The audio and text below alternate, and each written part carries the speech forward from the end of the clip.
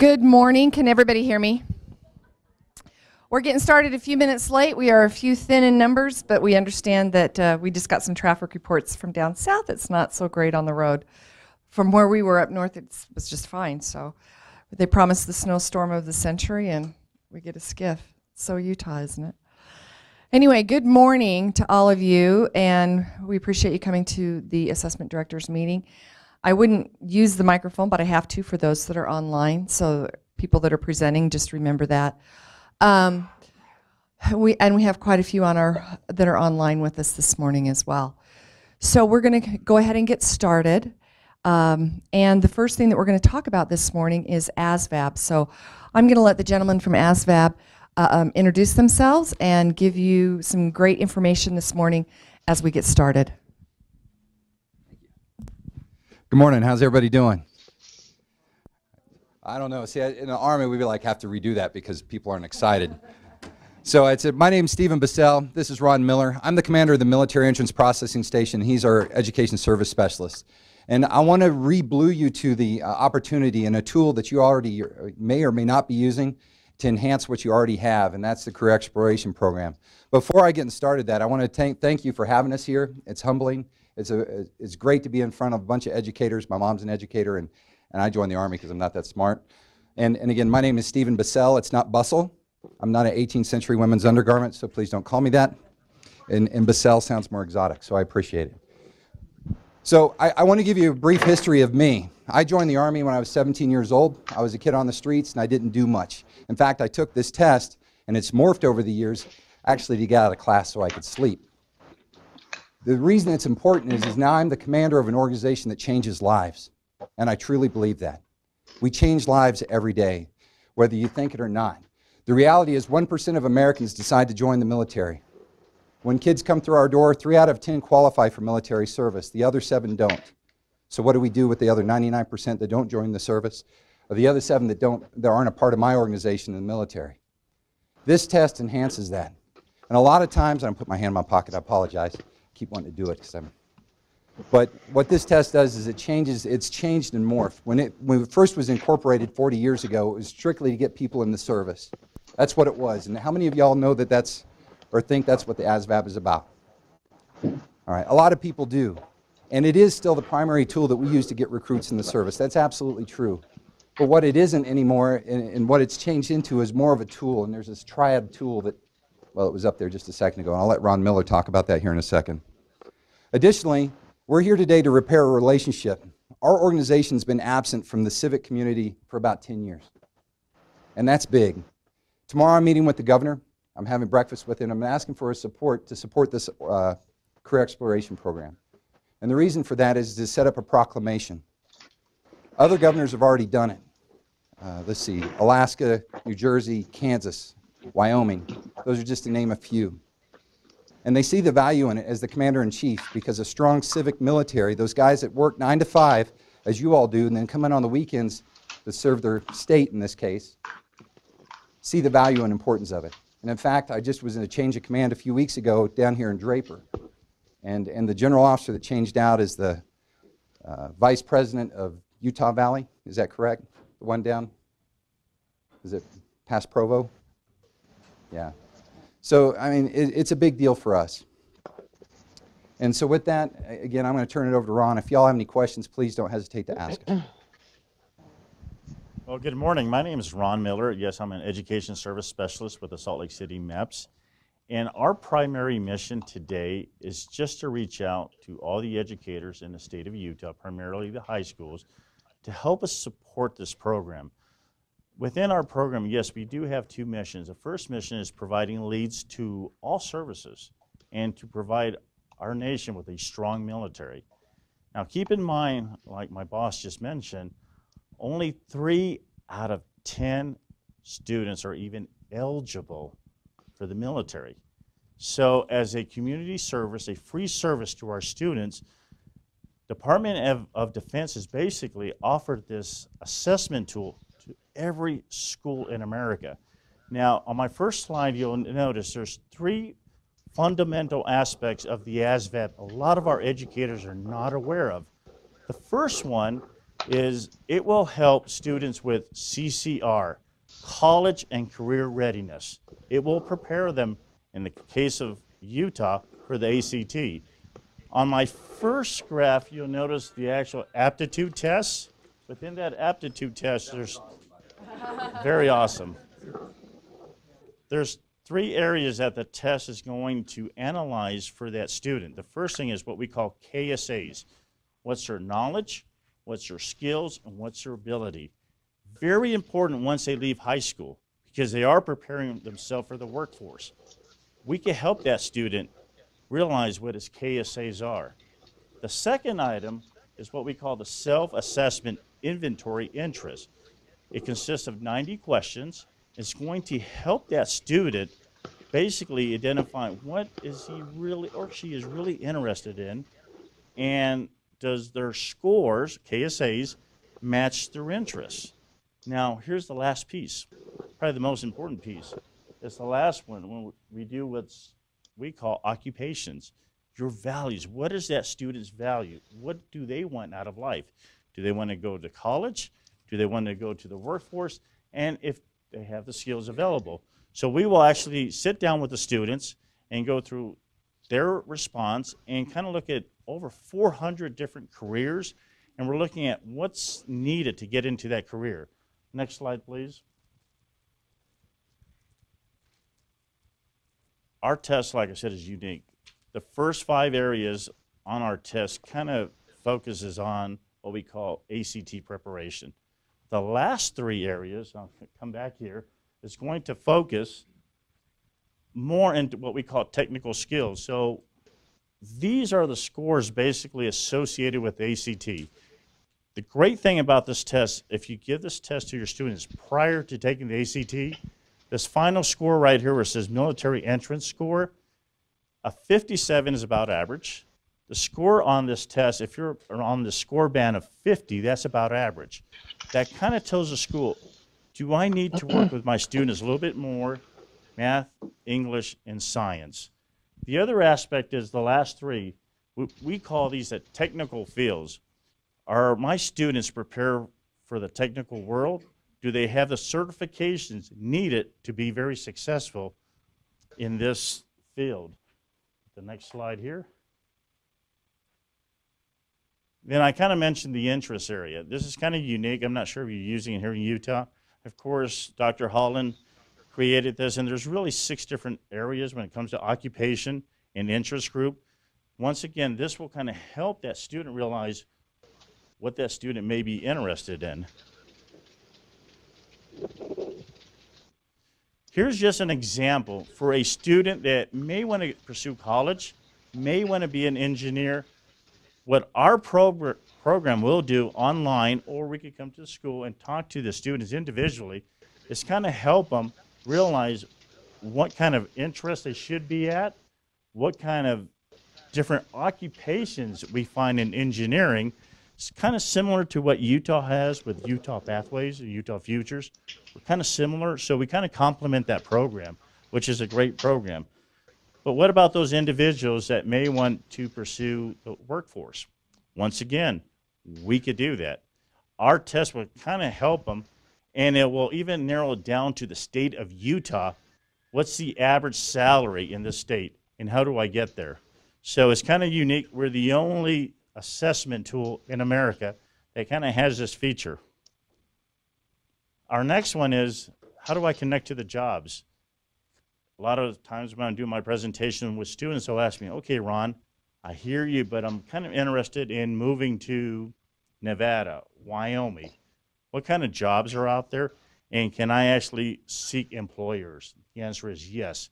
And for those individuals that are looking into pursuing college, post-secondary options, we can help and just kind of let them know how much tuition is going to cost and what kind of ACT is needed to get into that institution. This concludes my presentation. Are there any questions pertaining to the ASVAB?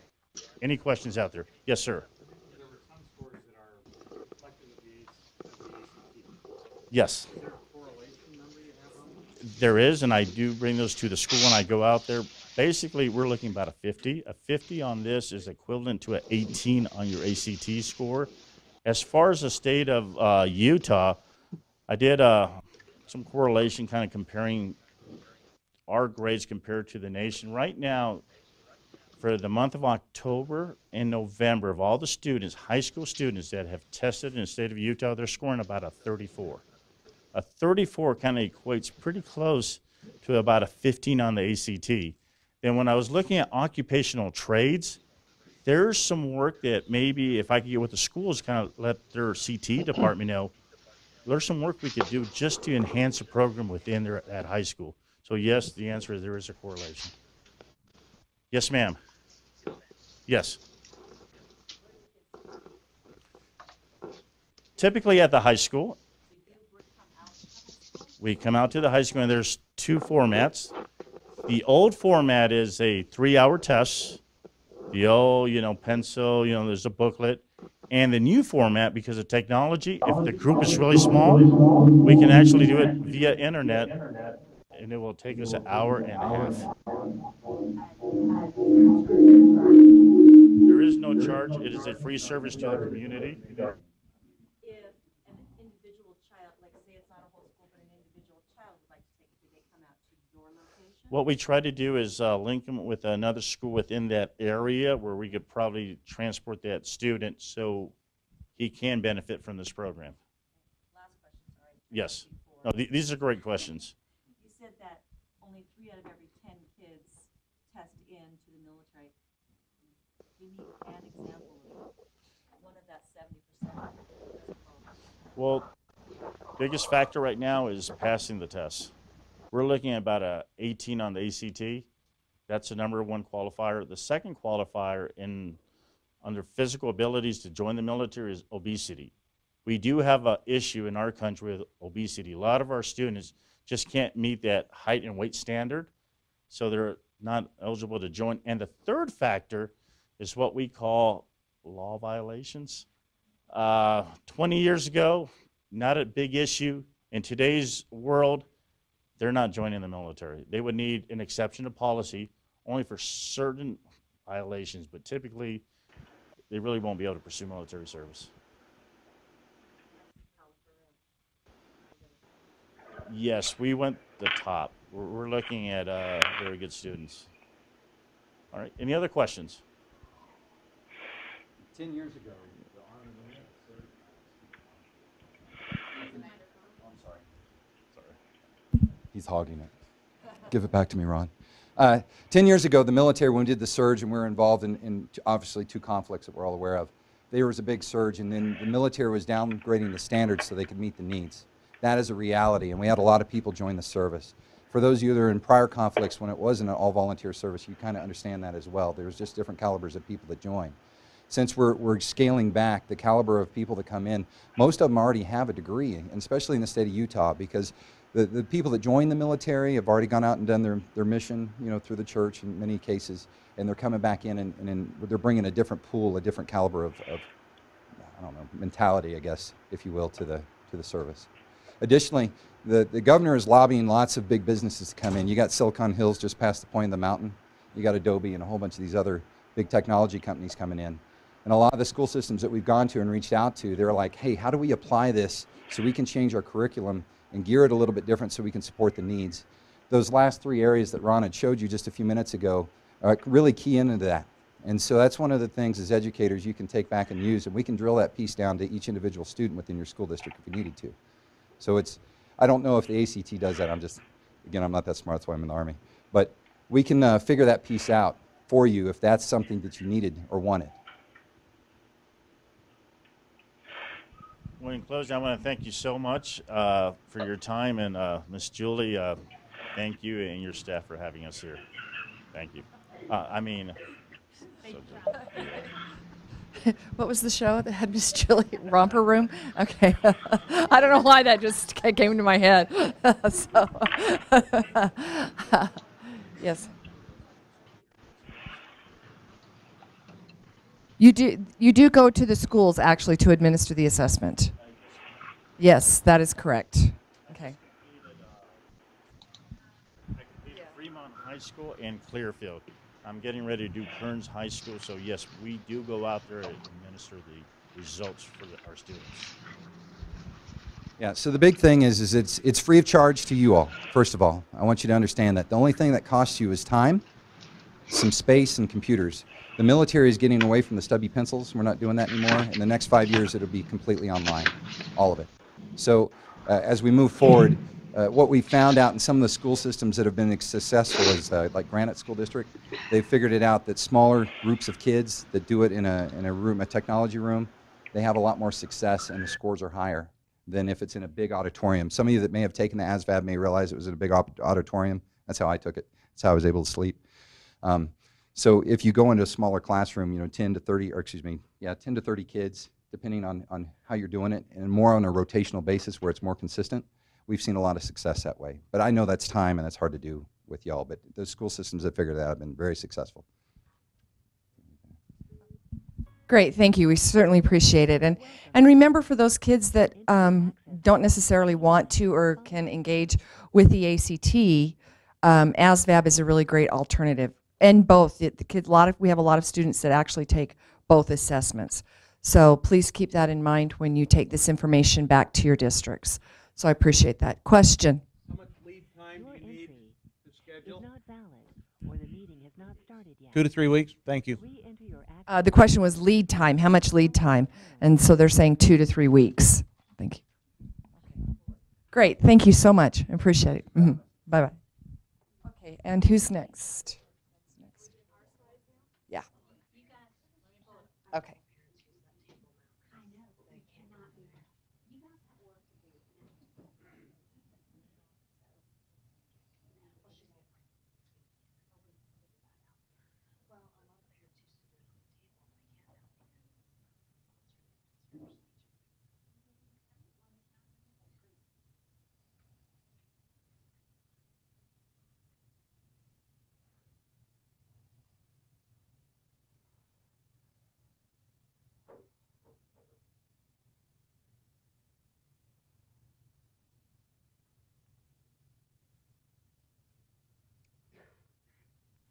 Okay, do you have a clicker for me, Emily?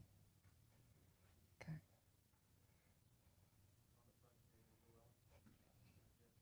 Oh, if it is a snake, it'll bit me. Okay. All right, so we're going to go ahead and get started with the rest of the agenda this morning. Whoops. So we're going to talk, Angela's going to talk first with us about our NAEP and our NAEP results. We have some great information for you. We'll go through some SAGE testing, the DLM, ACT, kindergarten, WIDA, data security and privacy, our principal training, SAGE trainings. We're going to talk a little bit about SAGE formative today and Apple. So we have quite a bit to get through. And so we're going to go ahead and turn the time over to Angela, and we'll just let people get started. Remember, if you're speaking to the microphone and the questions as well. Okay, thank you, Angela. So let's go to cold. Okay.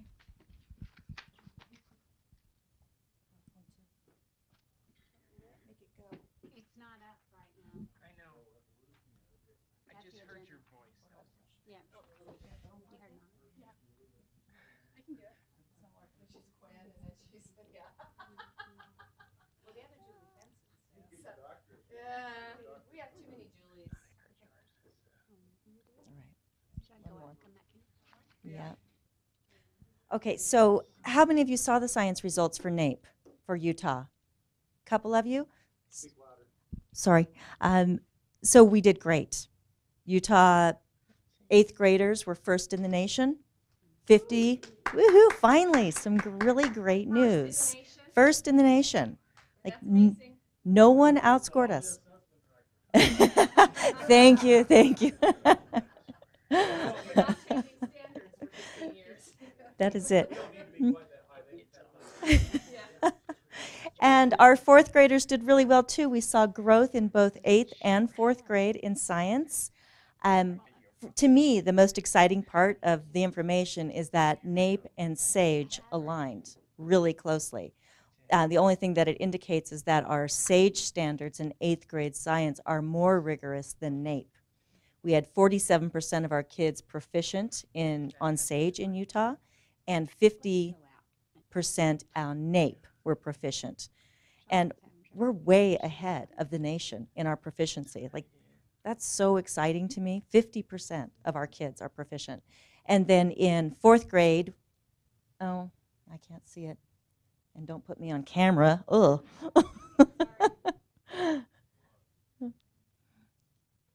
Okay, so we had 45%, that's what I thought. 45% on NAEP and 45% on SAGE of our 4th graders proficient in science.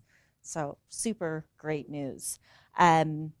We increased, 8 points at 8th grade and 6 points at 4th grade. So we're killing it. Nice work. Yay. The two main questions that always come up with NAEP is, why do we always get selected? And I've gone over that numerous times. Again, it is somewhat of a random stratified selection process.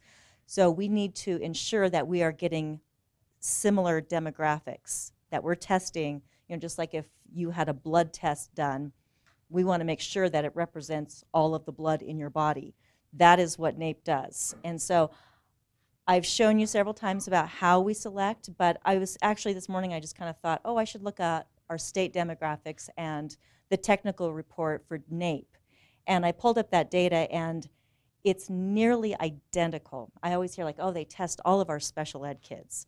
In fact, we don't.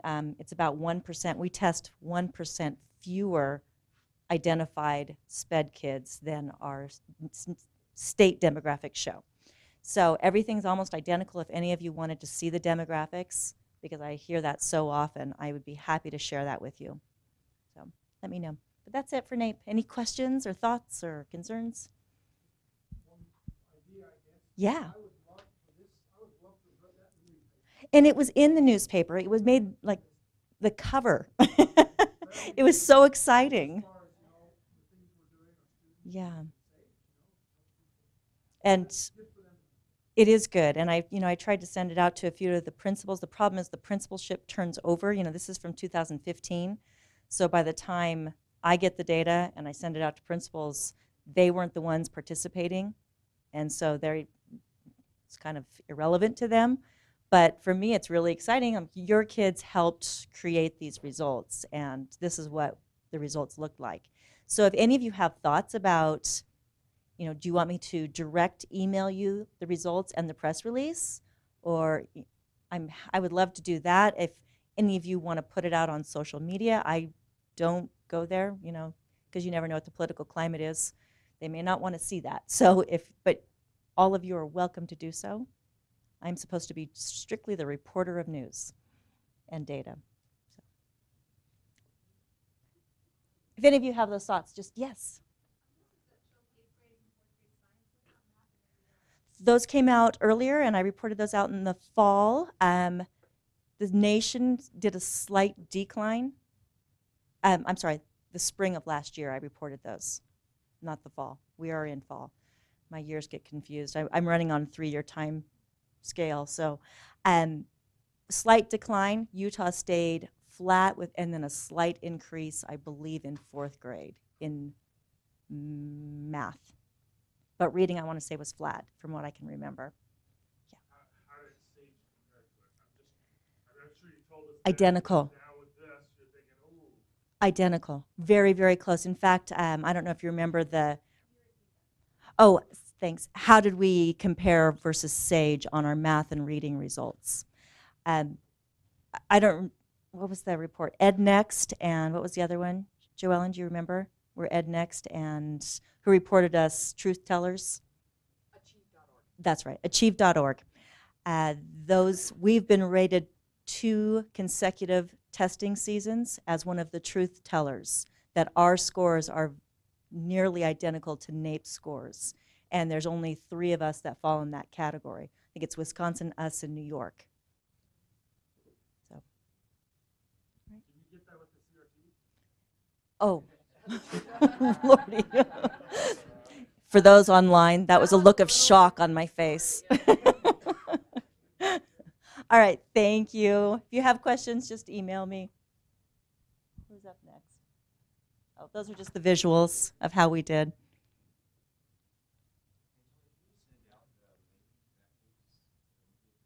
Absolutely, I will. Thank you. Yep. David, you're up.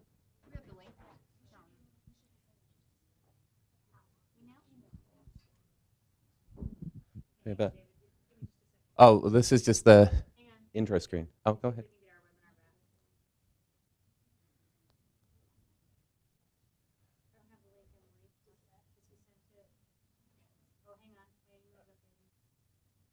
Sorry, everybody, we lost the webinar, so we're trying to launch an alternate webinar link because.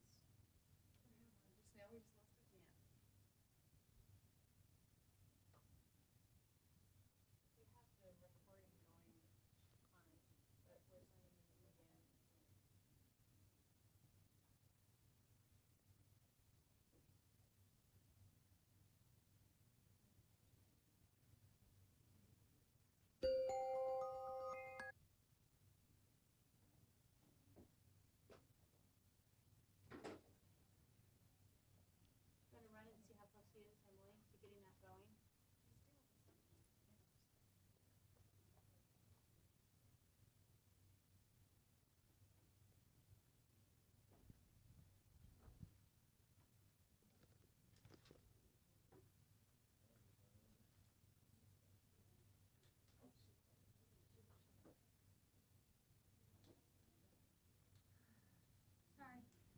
So anyone have any good plans for Thanksgiving?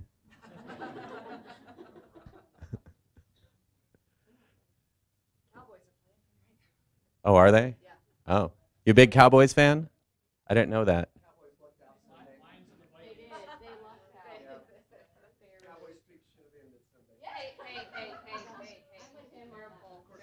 Do I need to give the mic?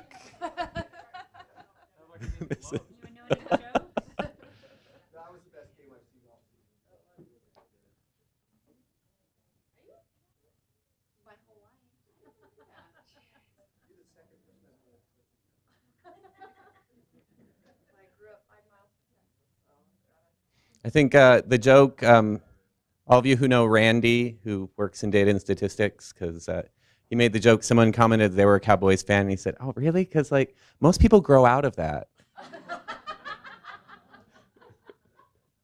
some of us don't.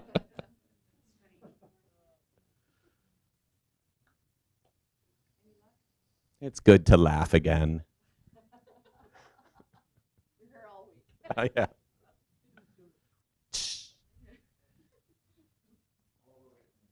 Yes. Mm-hmm.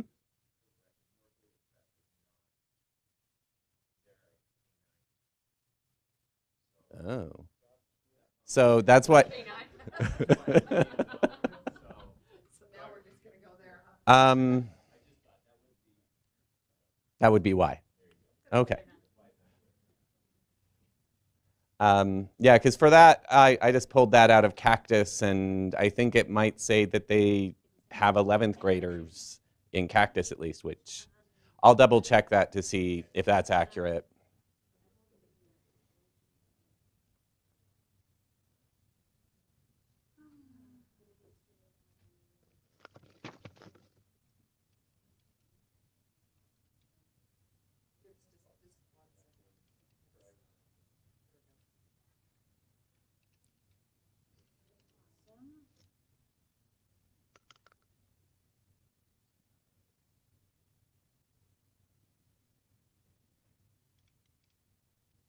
Can they do chat on that?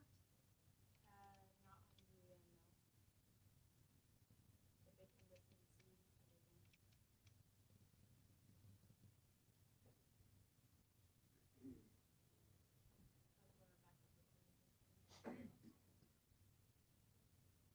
So I'll keep this webinar open so they can chat? Yeah.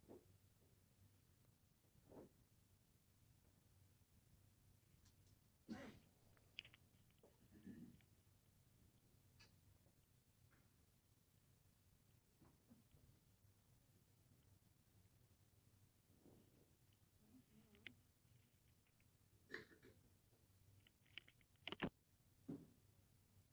do a sound check. This is a sound check.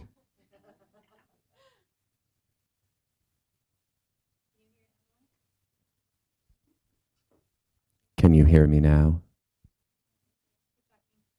I find those new is it for Sprint or Verizon commercials with the "Can you hear me now" guy really confusing, because I don't remember which company he works for now. So I don't know which company I'm supposed to like. It'd be like if Burger King started using Ronald McDonald in their commercials. I wouldn't remember what company is advertising.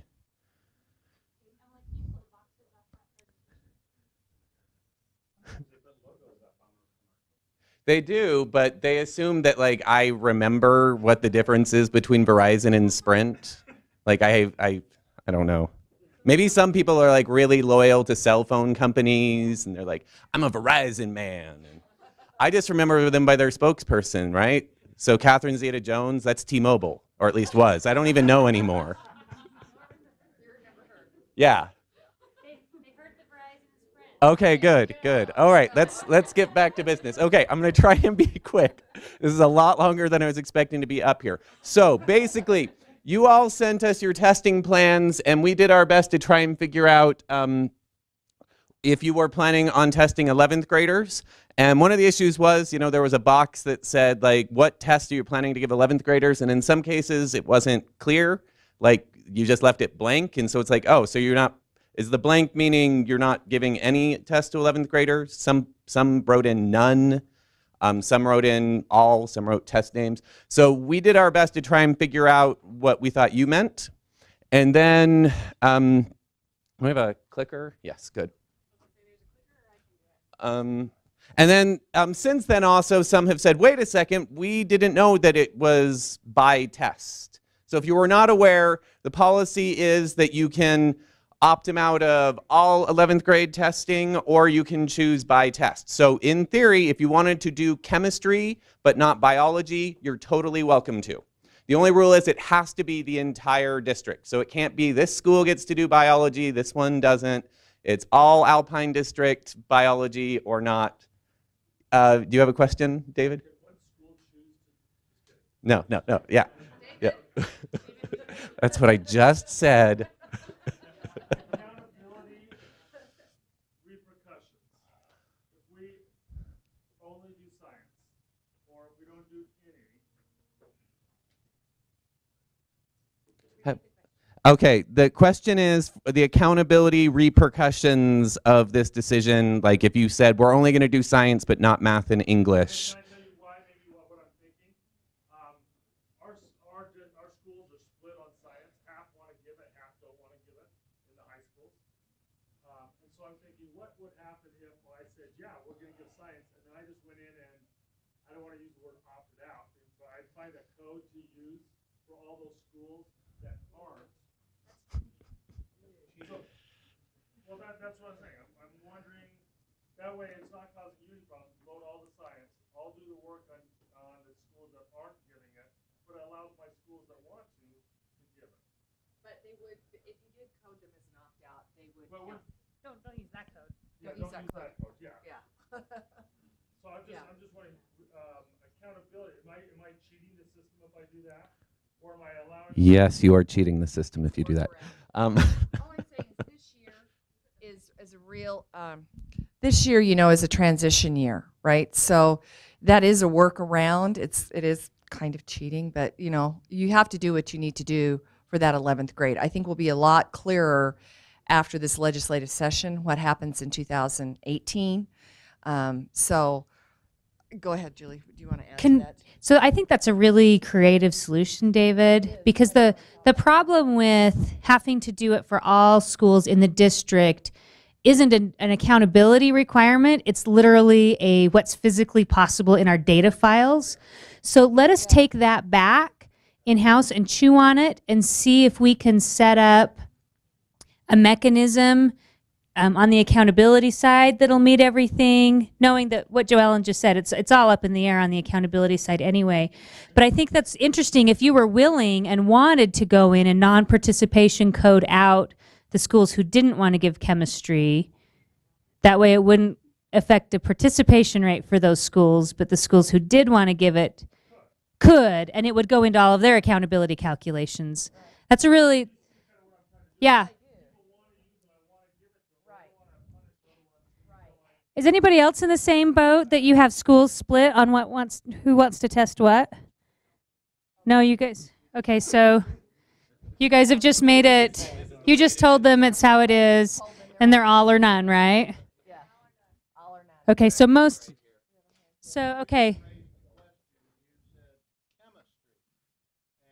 I would have understood what you were saying is you give ELA to the 11th grade, you give math to the 11th grade, you give science regardless of what course it is. But are you saying that it would be okay to selectively choose, okay, I've got kids in biology in my school, but we don't want to give the chemistry test? Yeah, so the 11th grade, it's not giving chemistry to all kids that's an option. It's whether or not the 11th graders in chemistry would be taking the 11th grade test, or the chemistry test. Exactly. So it's a question, which I think is why some of you have gone to the all or none, because your 10th graders and 12th graders are going to take it, your 11th graders are doing a very productive educational activity during that time, right? And so that's an interesting idea, David. Let us chew on that. And if anyone else is interested in splitting your schools, maybe ping David so we can see the scope of this so that we can factor that into the conversation. Would you create another, probably not, but could you create a different, separate non-participation code to accommodate this? No, but we can maybe hijack one we're already using. Yeah. So that's just a scenario I hadn't thought of. You know, and I do think after the legislative session, we'll be clearer going forward in the future. But yeah, we'll have to think about some of those workarounds and then the second and third level effects of what happens with that. So thank you for bringing that up. Yeah, and if you have any other scenarios, just let David know. Right, thank you. So again, the point ultimately was that before we had this conversation, we had already decided that it would be by test, not necessarily by test subject. So if you wanted to test and do some of the science tests and not the others, that was always acceptable. And it sounds like regarding accountability and things like that, there's some questions to be answered. Tracy's holding up a piece of paper that says DLM. Okay, regarding this same kind of idea, and we've had some tricky conversations with that because it would be the same thing if you wanted to opt your students out of 11th grade DLM. You're more than welcome to. I don't think anyone mentioned that specifically in their testing plans. The issue is that kids who are eligible to take DLM don't generally take the ACT. So you would be opting them completely out of all testing unless you made them take the ACT. So I believe, and Tracy can correct me if I'm wrong, the decision that our conversations with special ed led to was that with SAGE, we will stop sending the code for the 11th graders if you tell us to, so it will not trigger summative in the system at all. We're working to build it so it will trigger interim and benchmark, so those will still be available. But with DLM, we will not stop sending those codes because if the IEP team decides that they want to test, even if you have, as a district, decided not to test 11th graders, even your 1% students, that we would still leave that option available for IEP teams. Tracy, in lieu of ACT, because DLM is the alternate to SAGE and the alternate to ACT. Yes? Clarification that if we opt to not participate in 11th graders SAGE, we can have DLM 11th graders administer. Yes. Like whatever you do for one, you do for the other. That's not what I just said. No, that's the opposite. Yeah, because because it's by test. So if you wanted to opt them out of all SAGE but still do DLM, you're welcome to. Okay? And since DLM is also right now the alternate to the ACT, we are not going to stop sending any data. So if you tell us that you're not testing 11th graders, I'm still going to send your 11th graders to DLM. The IEP teams can decide to test them or not. You just handle that internally and we'll work it out in the end. Okay. More the point of this, though, is, and I'm hoping most of you have already seen these lists, and we'll send them out in a memo, or you can also see them here, because I don't want to spend a lot of time actually looking. But basically, the idea is I put every LEA on a list, whether you're doing all testing, whether you're doing no testing, whether you're doing some testing, and whether we couldn't figure it out. And basically, if you like what you see on that list, if it is accurate, you don't need to get in touch with me. Okay? If it says we're doing all testing and you're doing all testing, you don't need to send me an email because we'll just go with what we have. If you want to make a change, I was going to give a week, but a week from today is Thanksgiving, so that's hardly fair. So I pushed it up to the Monday. So Monday, November 28th. If you want to make any change, then send me an email and we'll make it noted. And I believe, yeah, so if you didn't already know it, there's my contact information. I'm the point person on this. And again, here were, what did I want to say? Oh, okay. Students will still be able to access interim benchmark, like I said, and opt-out is by test. And the idea was originally for the entire LEA, but if in your email you say like there's certain schools, we'll get kind of an idea of the scope of it and be able to make a decision then on if that's something we can offer. Yes, Brandon.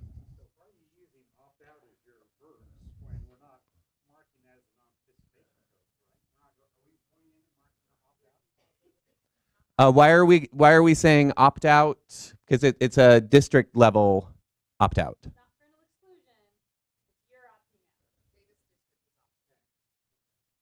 Yeah, and same kind of idea. So like they would not count in. If you do this, they won't be in the accountability numerator or denominator. Okay, and then here again was just quickly. I'd recommend review this on your own time because I'm just going to go through it fast. Here's everyone who said that they were planning on opting out of all 11th grade testing. Here's the ones that said some, with then the list of which tests they were planning on administering. Click. Oh. Okay. Ah.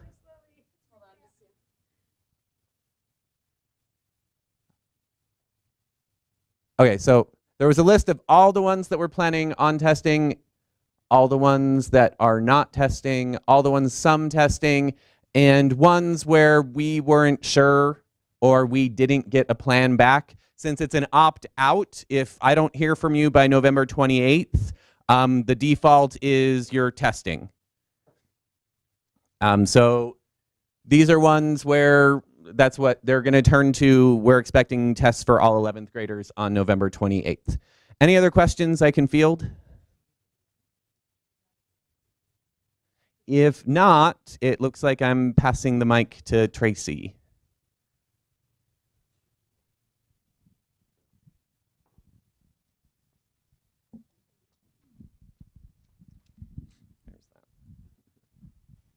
All right. So just really quick, DLM update. I've had a lot of questions around score reports, last year's score reports. So your individual student score reports are in Educator Portal.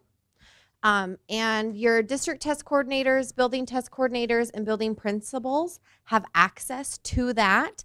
So if you, whoever your designated district test coordinator is, whether it's you or somebody else, let them know that they have those reports in Educator Portal and you can get them out to your teachers that way. And you should have had aggregated district reports that were sent to you through Move It from David. So if you are still missing any of those, contact David and he'll get those sent to you. And just a reminder, we have moved to the year-end model, so students are only testing summative year-end for DLM this year. You're welcome. So with that is, David, you had emailed me about looking at score reports. Because we moved models from year-end to integrated model, we're going back. It's going to be really difficult to compare scores. So we're kind of hashing that out internally, looking at some of that. DLM is looking at some of the score reports, comparing things. So just keep that in mind as you pull up the first year we did it and last year's score reports. I would say that it's going to be difficult to try to look at progress because we did two different models, if that makes sense. And if anybody wants further conversation around that, go ahead and email me or call me and we can talk through that.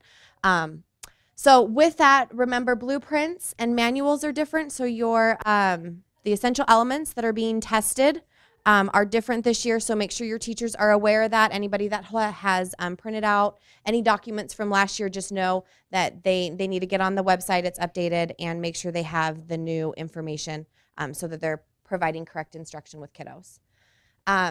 Kite Client has updated a version to 3.0. That is what gets pushed out to student computers. That's the platform that students test on. Make sure you take the old one off computers and download the new one, or students won't be able to access their testing this year. And I provided the link for you there for all the downloading instructions. Window, March 15th through June 9th. Your DLM students can test throughout the entire window. So just remind teachers and people that don't wait to the very end to test your kiddos so that you make sure you get testing completed. And then science is still U off for right now. Okay. DLM went ahead and updated their website so it looks a little bit different. I know, right? So what I just wanted to show you was what they had done is they kind of condensed things and pulled it more into a drop-down menu. So it's a little bit easier to get through and read, but just be aware, make sure teachers are aware the website has changed things. Everything is still there. Things just may have moved a little bit. So just kind of that heads up as you move through. Some manuals that have been updated. They just did some final updates, I think a couple weeks ago. So the data management manual had some updates on user roles, permissions in educator portal, student moves and transfers. As far as rostering is concerned, remember David or I are the only two people that can change a roster. So if you notice that student A is with the wrong teacher, contact us and let us know what we need to do so we get the right kiddos in with the right teachers. There's a new educator portal user guide that came out this year, which is fabulous. So they made some updates to that. The test administration manual changed and they updated all their URLs because that all changed when they redid their website. Any questions on DLM or anything? Okay, clear as mud, right? DIBELS alternate, which is our early literacy alternate assessment. I just want to remind you that this is required for our significant kiddos this year. Those of you that may have missed a beginning of the year, just go ahead and put in your kiddo scores for middle and end of the year. Some is better than none. So we have rubrics. Uh-oh, I hit a wrong button. What did I do? Way to go. So we have rubrics that are based on our essential elements. I might have turned something off. I don't know. There we go. So the rubrics, you can find them on the website.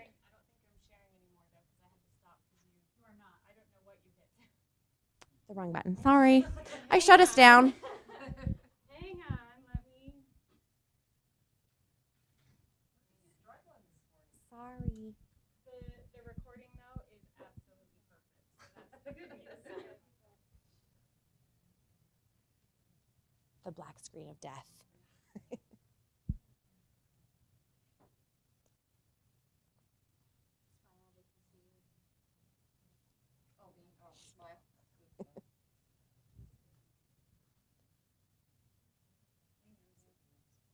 Sorry. I'm not as funny as David. I don't tell jokes, so. Are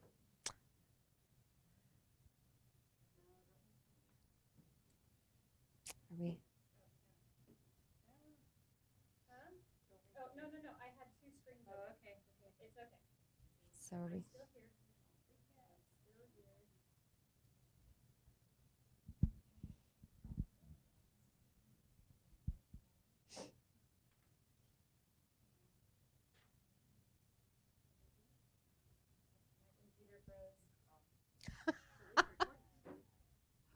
Really? What else? It froze.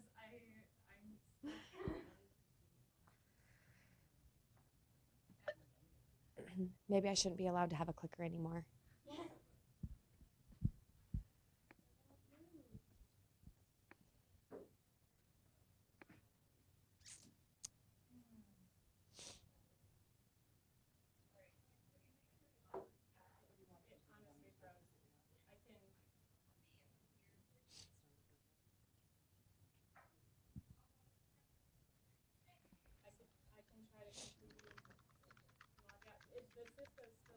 Go ahead, because we're on your end, right?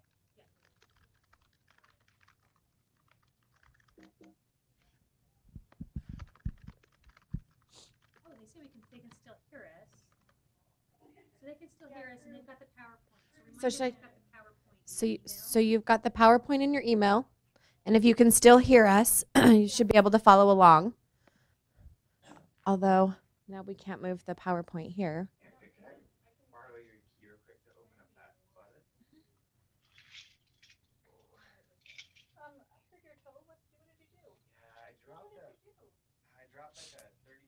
All right, I'm not touching the clicker.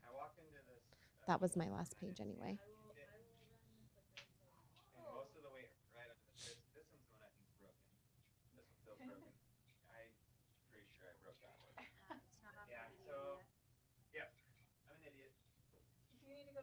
Keep going, one more. Keep going. Okay. All right, so you can find the rubrics, which are based off the essential elements for that DIBELS alt, on our website under the special ed assessment page, or you can access it and your teachers can access it through the significant cognitive page on the special ed website as well. So the TOSREC and days are also are alternates that you can use for kiddos that may have a visual or speech impairments, hearing impairments. So Jennifer Thronston or Sarah Wibke would be the ones that you'll go through to access that for your kiddos. Dual sensory kiddos that have the visual and the hearing impairments, please contact Crystal Thomas. We really don't have a good alternate for that group of kiddos right now. So if you do have that population, please contact her. And you submit your data the same way you do your regular DIBELS kiddos through your SIS system. Okay, so that is it. Any questions? Okay. So whoever, I don't know who's next.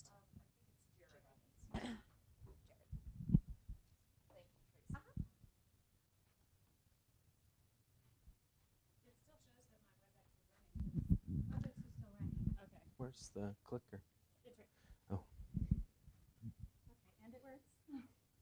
Okay. Oh, this, yeah, okay.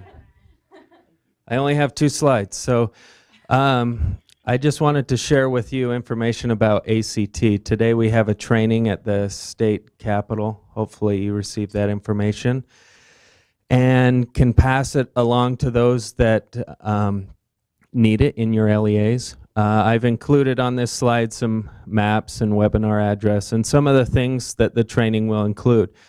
This will be in person. We have a couple people from ACT who will be there and present the information to us. And we're hoping to also be able to have opportunities for questions as you have them. We also will provide it as a webinar, and our hope is to record that and post it on USBE assessment website. All right, that worked. Then tomorrow is a test administration Q&A session that will be provided by ACT. You hopefully received an email that you can register, and again, passing this information to those that need it. Then accommodations Q&A will be December 2nd, and I've included information here. And then just a reminder of the website that ACT has for Utah with all this information, which should be updated and accurate as of right now. Any questions? All right. Yep, we'll pass it to Benson. I'll take Benson over Miss Julie. Okay, kindergarten assessment. Maybe you've heard rumblings about a statewide kindergarten assessment. A year ago, the board was really interested in this, and they had Jennifer Thronson put some materials together about what are other states doing. They were kind of moving forward with the kindergarten assessment. I don't know what killed it. I don't know if it was because there was legislation last year around extended day in kindergarten that didn't pass. I don't know, but the board kind of just stopped and they didn't give a decision. We didn't move forward. So that's kind of where we were. Then we had some outside entities that became super interested in a kindergarten assessment, as well as LEA superintendents. And so they got together and created a kindergarten assessment. So they accepted a grant and pulled a task force together, and they wrote the assessment. So there were 6 teachers, 2 assessment directors, a couple of superintendents, and I think a principal. Anyways, there was a group of people that got together and created this kindergarten assessment. Who's switching the slides? Thank you. Oh, no, you're good. Anyway, so they created the assessment. The assessment is currently posted on Teaching and Learning's webpage under their literacy directors meeting. We can send it out to you as well so you can look at it. And Logan was on it too, so you can answer questions if he can give you a lot more information. Anyway, so this assessment was created. It was piloted. Now you can switch. I don't know where the clicker is. So it was piloted this fall. I think there were like 340, 370 students kind of in the Wasatch Front who took the test. Some of the things they found from the pilot, it takes about 17 minutes to administer the test, and so they were scheduling 20 minutes, so you have a few minutes of transition and get things set up, whatever. So it's like 20 minutes per student, one-on-one.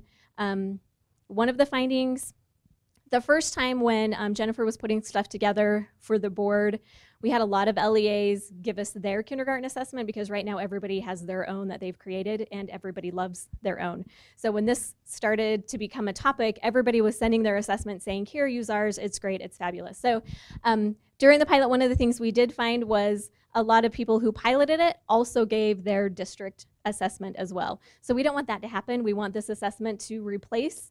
We don't want these kiddos sitting there for an hour taking a state test as well as the local LEA test. So as you're going through and looking at the assessment and giving us feedback, have your kindergarten teachers weigh in, your local, K-3 experts weigh in on it. So we're not double dipping. We don't want kids to be sitting there doing both tests. So anyways, that was kind of the finding. So we go to the next slide. The drive for a common assessment, like I said, the superintendents are really kind of driving this force, as well as some of those other agencies, United Way, some of the others that were listed at the bottom of the assessment. There's preschool legislation that data is required, as well as OEK. And then also when Jennifer or other people go to legislation or to legislators to present findings, we don't have common data, and so it's hard for us to say this is working or it's not. So if we want to increase funding and these programs that are going to help kiddos, we need a common assessment so we have data that we can show this is working. So that's kind of the drive behind it. We flip to the next one. Right now we have preliminary board support. They actually want us to bring this to the board in February is kind of the timeline to get them to weigh in, to approve, whatever. So we're kind of on a tight timeline, but which is good for you because if this is put into place, it will give us time to help train and get things set up so you're good to go in the fall. You can go to the next. Yes. Right now, it's posted on the Teaching and Learning website. If you go to the elementary literacy, and then there's a link, literacy directors, and it was in their meeting that was just last week. The slides are there, and it's posted there, so they can actually see the whole assessment. And then we can send it out to ADs to look at. So, right. Oh, definitely, please. And have your kindergarten teachers, your experts in your districts look at it and give us feedback. Right. Definitely. So, yeah, so if you go to Teaching and Learning, and then you go to Elementary Literacy, and then you go to Literacy Directors. We'll send it out too. We'll send it in. But I want to just point out that was pretty impressive that I could send you like without even looking, right? Because I know how awful the USOE website is. Okay, so right now where we're at is we have this assessment that was created by a task force. We've had university experts. So it was used, when they created the assessment, they used the Utah Core Standards, the pre-K standards.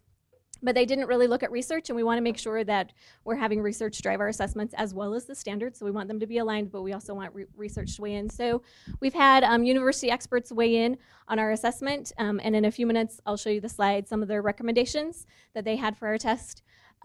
We also, like I said, we want district and teacher leaders to be looking at this. We want ADs to be looking at it. We've also got our TAC committee looking at it to weigh in with their expertise, as well as the Center for Assessment. So Scott Marion and the boys are also looking at us to help us with the psychometric and other things as well.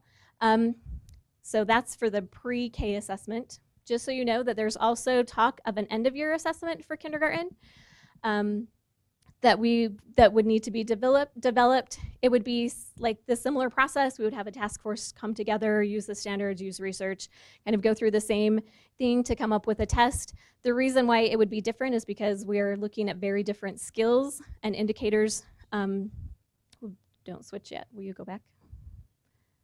Will be used, you look at very different skills for the beginning of kindergarten to see kindergarten readiness as opposed to what they've learned as an end-of-year kindergarten test.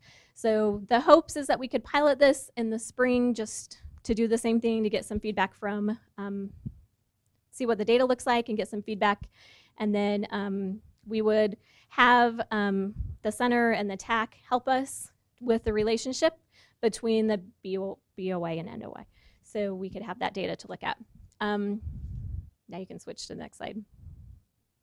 We're also looking at the data gateway. So this conversation is in early infancy. We don't know how this is going to work, but we're hoping to create some kind of electronic tool for kindergarten teachers as they're giving the assessment. They just put the data into the system, so it's there. They don't have to double enter, like with Dibbles, fun things that you do with that.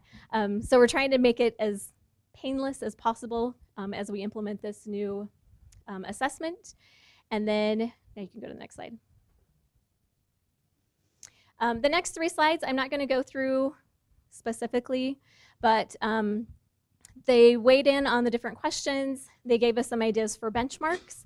So like question 4, uppercase letter recognition, they said 18 letters would be a good benchmark, lowercase letter recognition 15. So they've kind of helped refine us on benchmarks, what we're looking for, as well as maybe things that we should consider putting in and things that we should consider taking out. So there's a slide for literacy. You can just flip through the next ones. I won't go through all the details with you. Numeracy, and then social emotional. So those are the 3 areas that would be that's part of the assessment right now. And then with that, go to the last one. One more, sorry. Okay, here are some that they just removed, dropping completely. Cutting skills, kindergarten teachers really want to see if the kids can cut. We don't think that would be necessarily the best thing to put on our test because we want this the shortest time possible. Kindergarten teachers will realize that the first week of school, how well the kids can cut. Walking a line or hopping, we're really looking at research and what are going to be the best indicators for kindergarten readiness. And so, right, it's not a DUI. Right. Exactly. So they proposed having us drop some of these. They also, like the one, the color recognition, they're dropping that, but they're also adding it, or they suggested adding the rapid naming, and they would do it with colors, so it's kind of killing 2 birds with 1 stone. So anyways, those are just their recommendations of what we should keep, what we should change, what we should drop. So with that, concerns, questions, I'll open it up right now, and then please email us and give us all your feedback. Yes? At the start of the presentation, you mentioned districts should not mix piloting and their own tasks. Well, that's your choice, but I'm just, if you have a 20-minute assessment that is a state assessment, and then you have a 20 to 40-minute, because that's what we saw when LEAs brought their own, that's an hour that you would have 5-year-olds sit to test. So we're not saying you can't administer it. I just think about it and look and see what's being tested and what's going to give you the best data to make the decisions. So good question. Right, totally. Will you flip to the next slide? So what are your concerns? What do you want us to know or the board to consider as they're looking at kindergarten assessment moving forward, and any other feedback? And again, like I said, we're going to send the assessment out. Please take the time to go through it, give us your feedback, let your kindergarten teachers, other experts in your LEAs look at it and give us feedback as well. Okay, back here.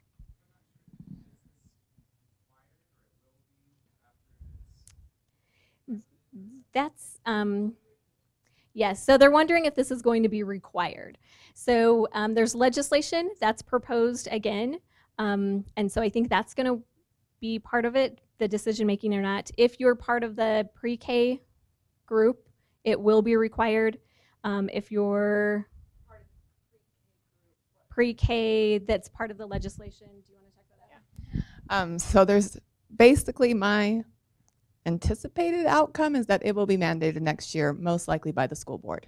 They're at that point that they realize that I get beat up every time I go to the Hill and we don't have this data, and they're getting beat up now, and so they're ready to finally come along. The superintendents are super behind the idea. They really led this work, and so there's been a lot of support from that level. The preschool programs, if you're in SB 101, you're in the High Quality School Readiness Expansion Program. You may or may not know there's 10 LEAs. They will have to take this as part of their participation in the program. So it will be coming to those districts no matter what. We have to have student outcome data as part of that grant.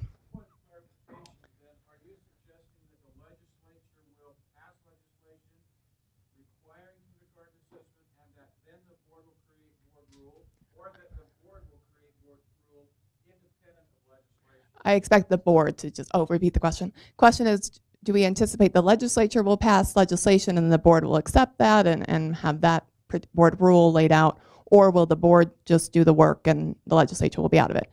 At this point, I anticipate the board is willing to just do the work and pass it. We have an appropriation promised by the legislature to help us pay for the assessment, so we don't necessarily need actual legislative mandate to do the work. You're already required to give a kindergarten end of year and beginning of year assessment. It would just be a common assessment would be the change. That this assessment, absolutely. Yes. Is this for August 2017 testing? Yes. And this is the assessment that's on the literacy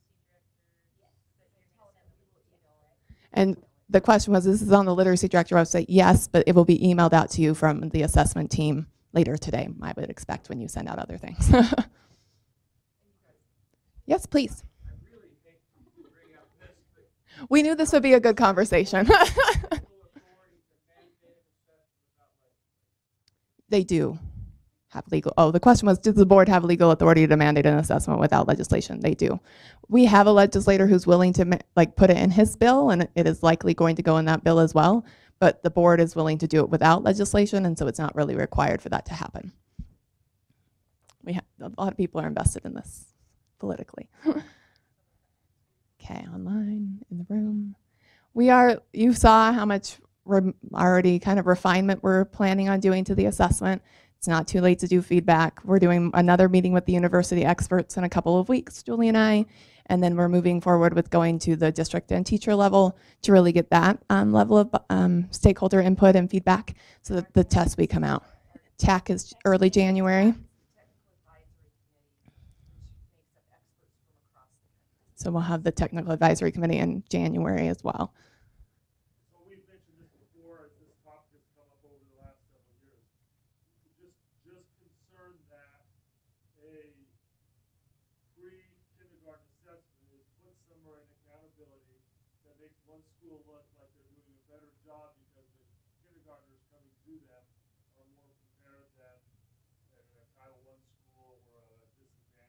Mm-hmm.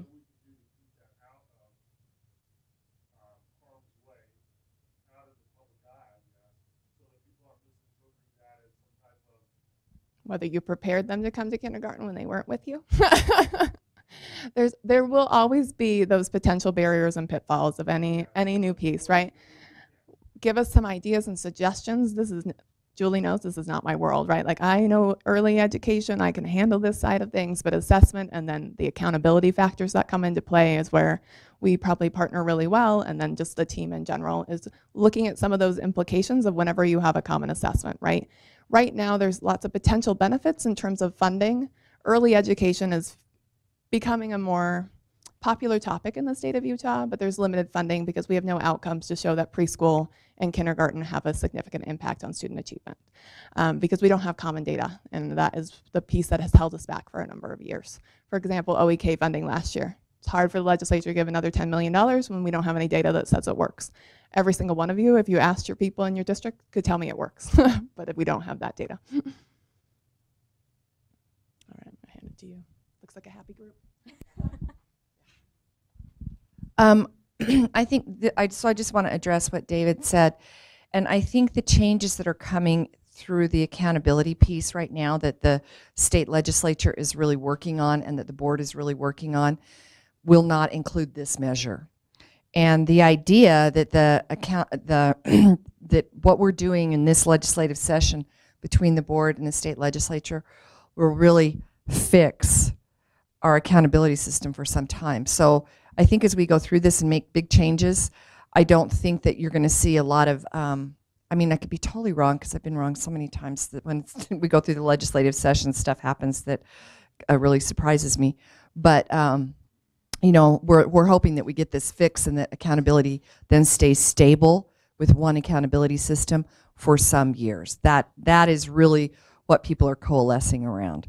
And this measure will not be as a part of it. And I think I have heard those discussions, and we've had the discussions about, you know, this measure should not be in accountability because, you know, we're not looking at what happens before kids get to school. I do think that the important piece here is what happens during that time, right? So it's the growth measure, what happens from fall to spring. So I think that is where we're looking at making the most difference. And we know that full day kindergarten, it's the only time in a student's educational career that we can actually double the hours that they're in school. And so we know that full day kindergarten really works. And there's some iterations of that, but you know, if you do it right, it can really make a difference for kids that are coming that aren't as prepared as other students, especially in Title I schools. And that's what we experienced in Salt Lake District as well.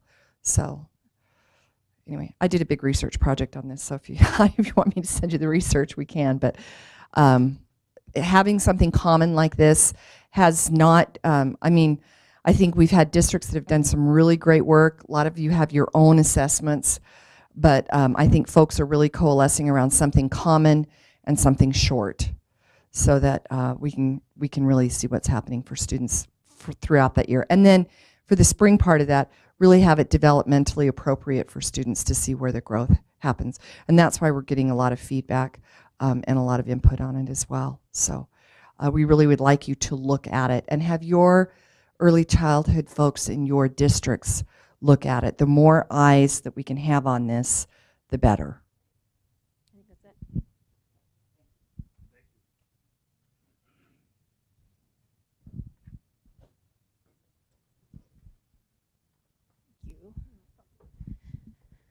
Okay, just a couple of updates, I guess, on WIDA.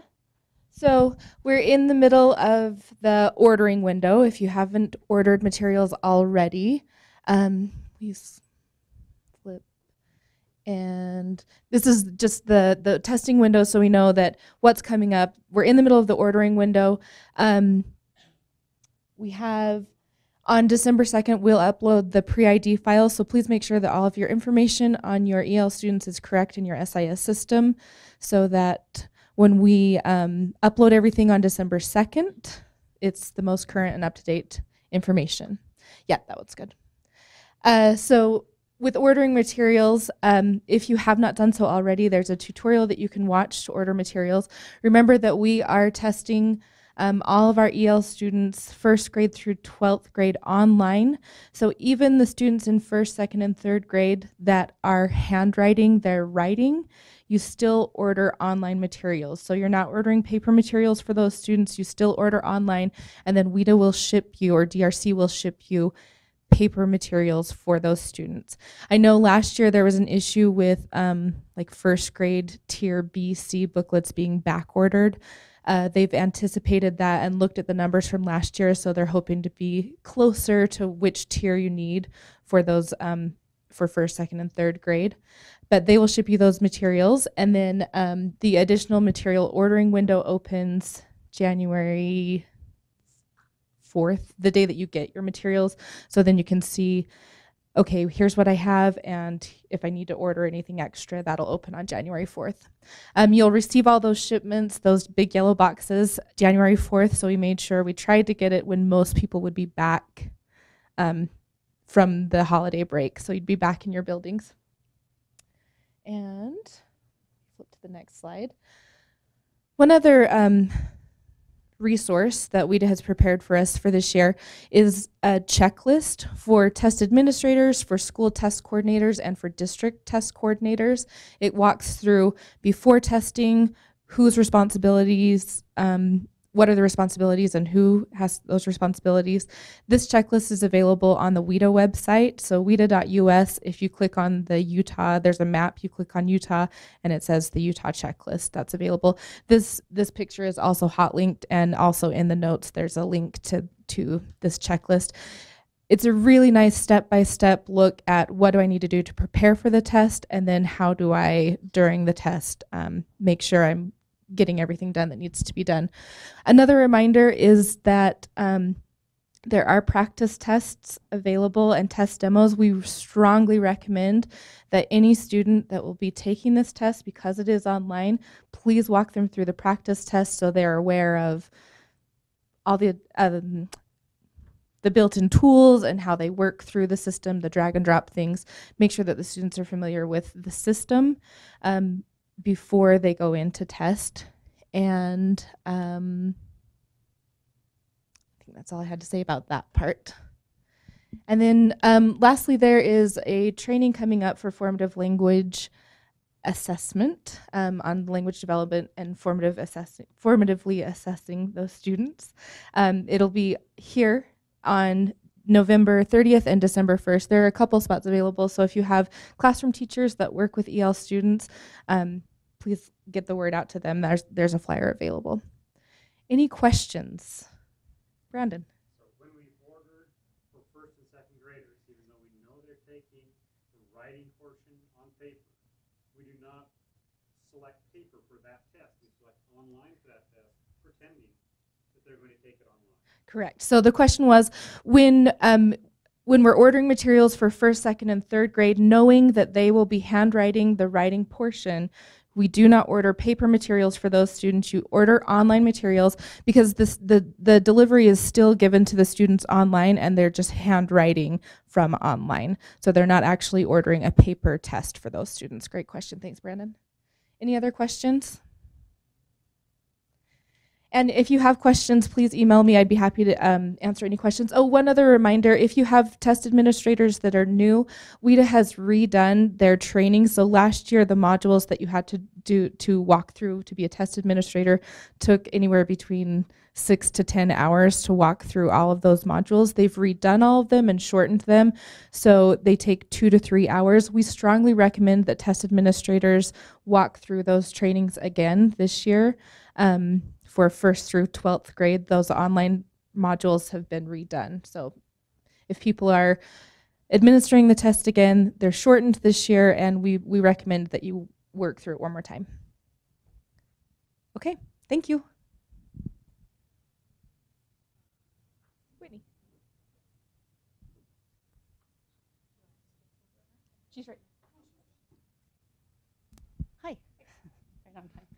Hi. Right on time.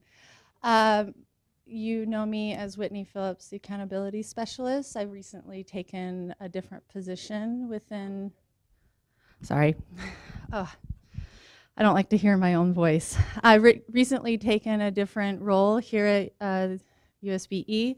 I'm the Chief Privacy Officer. It's a new position that has a long to-do list. And I wanted to let ADs know what some of these requirements are, although some of these requirements aren't going to affect your job. Right, David? So I wanted to let you know some of the legislation that came out last year and the to-do list that we have at the state and your level. Here is your to-do list. This might not be yours personally, but each LEA is required to do these following things. We need a point person for data privacy and security. It can be, it was suggested in legislation that it be somehow related to the person in charge of records and data. But it leaves it wide open. Whoever is the best suited to handle privacy at your LEA. And I'm aware that many of your LEAs, that your assessment directors, your curriculum directors, that you wear many hats, some of the smaller LEAs, charter schools in particular. And so it's my goal to make this as easy as possible for you. So number one here, you will need to adopt a policy on student privacy. And that policy must follow many statements in the policy and refer to both data requests, sharing of data, both externally and with others, notification, parental disclosures, what do you do with data if there's a data breach, or how do you let your stakeholders know?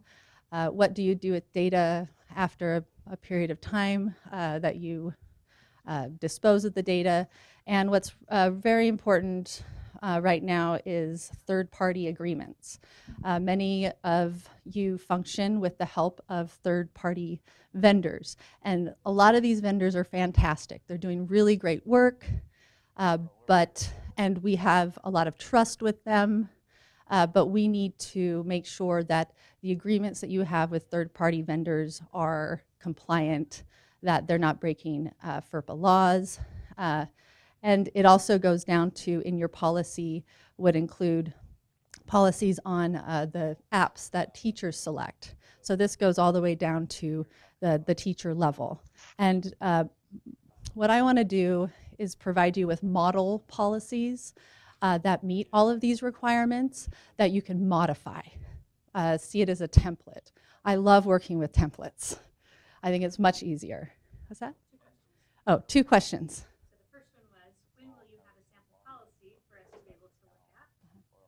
Oh, first question, when will you have a sample policy for us to look at? Well, I began this position about 9 days ago. I anticipate having sample policies in place by early spring. This requirement will be, the deadline for this is July 1st of 2017, and so I want to get those out as quickly as possible. One of the requirements that I must do at the state level is to not solely come up with all of these policies myself, but make sure that the LEAs are involved in that process. And so we're creating a few groups to help us develop those policies. And second question. What is the board rule for the LEA to-do list? Right now, we are working on board rule. We will be having a special study session in December's board meetings, and they will be approving those groups that I just referred to. And then board rule, I imagine in January and February, we'll be asking for some of this legislation to be made into board rule. So without board rule in place and without a sample policy, what's our timeline? Your timeline remains the same as July 1st. And we understand the short turnaround that we're asking for, and that's why we're hoping to provide these sample policies and not just leave you on your own to create these policies yourself. We're aware that you don't have attorneys on staff, but we do here at the state that will be able to review the policies. So we're hoping with the delivery of the sample policy, it'll just be a matter of modifying it to what fits your needs, and then I know you'll be able to seek your LEA board approvals. So let me go back to your to-do list. This is a heads up. As was mentioned, this is not codified quite yet. But even if this is not in board rule quite yet, this is best practice. This is what we all want. We all know that when we collect it, we need to protect it. And that's kind of the motto I think we should have, that we are responsible for the data that we collect, and we should be responsible in putting in policies. And many of you have policies. Some of them might not be up to date or published online or approved by the board. So this is just a reminder that that should be happening regardless of board rule. Oh, here we are. So number 1, adopt policies. Number 2, what I asked for is to have a contact person for each LEA that I mentioned before. This might be you. Who in this room thinks it might be them, but they're not promising it's them? Okay, so we have about 1/3 of the group think it's probably them. And that's what I suspected, that there's some overlap, especially with smaller districts. And then number 3 here, there's 2 main responsibilities here, and that's a data governance plan. That is the policy that I'm referring to, and the next slide will go into detail what that is. And then a metadata dictionary. And then the number 4 here, this is how it looks in legislation, but number 4 here, establish an external review policy for requesting data. That is really a part of your governance plan. That's just one part. Let's go on to the next slide. External means not within your LEA. Okay. I remember having a data request form. Are we going to the next slide? Oh, sure. Like, you know, when somebody comes for outside research, it's just having a policy of how you give data away or how you share your data. Okay. External means outside the district. Right, like a researcher that you're asking to do something. Oh, so you're talking about an external researcher. Yeah. Not an external review. Well, you just need to have a review process for how that happens for anybody external from your district that's wanting data. Do you see what I'm saying? Yeah. Okay, so for those of you on the webinar, someone has logged in and is having a conversation about YouTube videos with music playing. If that is you, please mute your computer for everyone's sanity. Thank you very much.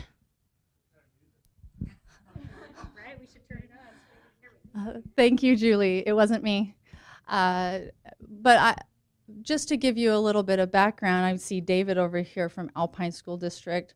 I went to David just as many students do, college students, and I asked him for access to Alpine School District's data because I was working on my dissertation. And I'm very grateful that they allowed me to. I'm hoping the process that you put into place would allow others to. We encourage external organizations to conduct studies because it was beneficial to Alpine to know how a particular program performed. So I'm all about being able to conduct research, but I think what these requirements are is making sure that there's a process in place to make sure that the students' data is of utmost importance to protect. And so I see it as very much a balance. So is this the next slide? Slide 2? Metadata dictionary? Okay. Where's the governance one? Go back to one more. There we are. We missed this slide. Data governance, I was rambling on about this earlier, but I want to just break it down for you. We want to include reasonable best practices, and I'm going to be able to provide you with what those best practices look like. Provide technical assistance. This may be going out to your schools and make sure that administrators and teachers understand what their role is in protecting student data. I know with all the technology that we have now, There are so many opportunities to use technology in student learning, and I like that. I think it can be very useful, but also to make sure that the technology, the apps that teachers select are appropriate to protecting student privacy. Also, the process here of sharing student data between an educational entity or another person, a process for an adult student or parent to have that data expunged. In legislation, it's HB 358. I provided a link to it. It's 33 pages of requirements. It's suggested that at a particular age, a student might come to your school, I believe it's 23, and say, can you please get rid of my disciplinary, my records concerning discipline, and I don't want this following me, and kind of review processes for that kind of data expungement and destruction. And also the requirement that we publish this data governance plan on your LEA's website and make sure that's up to date each year. So those are the responsibilities for the governance plan, and I'll be providing models to help with that. Any question about the data governance plan before I go into the metadata dictionary? In the current legislation states that it is due before the beginning of school year 17-18, and I've translated that into July 1st. Okay, the metadata dictionary. Metadata dictionary means a complete list of the entity's student data elements and other education-related data elements that defines and discloses all data elements used, stored, and shared. We have a lot of data at the state, but I believe LEAs might have just as much, maybe more. And the concern is that there's a certain population that is very concerned with the data that we are collecting. And they also want to know, I suggest putting the data that you do not collect. We do not collect certain things. I know in certain science classes, they are interested in DNA. And so there are opportunities to collect data that we should not, and science teachers and others should be aware of what's appropriate for your LEA to collect and what is not appropriate to collect. We also have here designate the data elements as necessary or optional. Necessary means that there's a reason. There's a federal requirement, there's a state requirement that we need this information in order to proceed, but other data elements aren't necessary. It doesn't mean you can't collect unnecessary data elements. It means that you need to be transparent about whether that data element is necessary or not necessary. And so that goes to the next one. And then without disclosing the actual information, you need to publish to your website what these data elements are.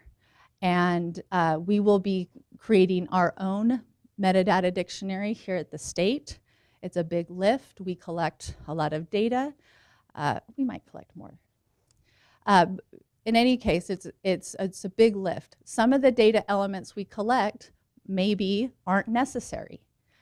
They're just historically collected. So we want to run an audit to make sure that everything we collect, that there's a reason for it, and publish this. We will need to publish this to our state website as well.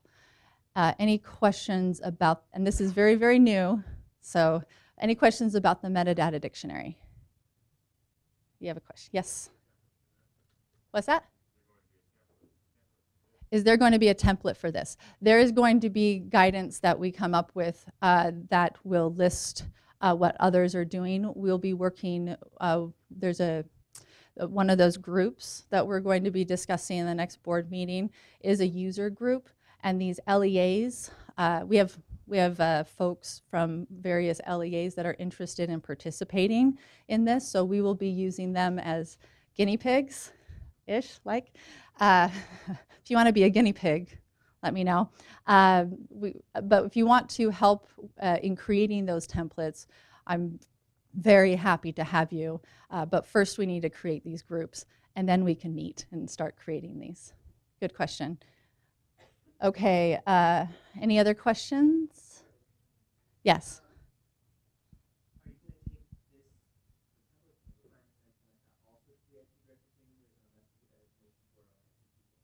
That's a good question.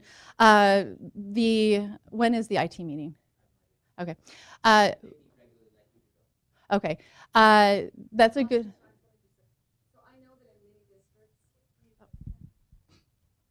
So I know in many districts, the IT people already know about this, and it's like your Utrex person that is going to be the data privacy person. And of course, they already have dictionaries around the Utrex elements, which will be pretty parallel to what this already is. Right. And Logan is just asking, so what would that be like in your own districts with ITs? And IT people are aware of this, at least as far as I know. And I'm sure that this information will be disseminated to IT folks as well as we move forward. Yeah, thank you for that suggestion. Finding out who would be the contact person in each LEA is a little bit of a struggle. I contacted assessment directors because that's who I was familiar with initially, and they said, oh, no, that's not me. I just work with assessment, and it's more these people. And a lot of people in your LEAs are familiar with the legislation that's come out, but we are working on creating a list and a group that we would be able to effectively disseminate this information to them. Okay, the last thing I wanted to mention for the next slide is a training. How many of you received an invite to this training? I hope we used the assessment director's list as one of the lists that we've used. This is a group. It is the Privacy Technical Assistance Center, and they are flying out here. They are connected with the Department of Education. They are a vendor for them, and they will be here to, number one, help me with the new law. They were actually expecting my phone call because of the legislation that they had already been discussing. But they will be out here to provide assistance to LEAs in particular. And this is December 1st. The first session filled up within a few days. We opened up a second session, and Clyde, thank you so much for letting us use Jordan Auxiliary, I have a hard time saying that word, on December 1st. Yes? I'm not sure it's going to be as full as you think it is. The minimum number of tickets it would let you register for was 2. How many individuals registered for themselves? Very true. You make a very good point. I did notice that later on. The registration minimum was 2 that you could bring instead of just 1.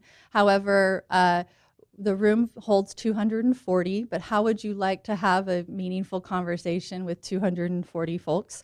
We stopped the first session at 150 people. Imagine if everyone just wanted 1, that would be, I'm just kidding, 75. And so we want the group large enough because we only can have 2 sessions, but big enough or small enough that we'll be able to have some type of back and forth, because I know many of you are going to have questions. And so that right now the 9 o'clock to 1 o'clock session is full. It'll be jam-packed with information. And then we have a session. These folks were so kind, they were willing to do the same thing over again. It's the exact same agenda items. They actually might do a better job with round 2. If any of you have been teachers before, you tend to do better the second time you're delivering the message. And so that is open from 1 to 5. And if you have problems registering for it, just email me and I'll solve your problems. This will not be recorded. We're not allowed to record it. We're working on to see if we can broadcast it. I'm not sure if we have that capability quite yet. Any questions about PTAC? Yes.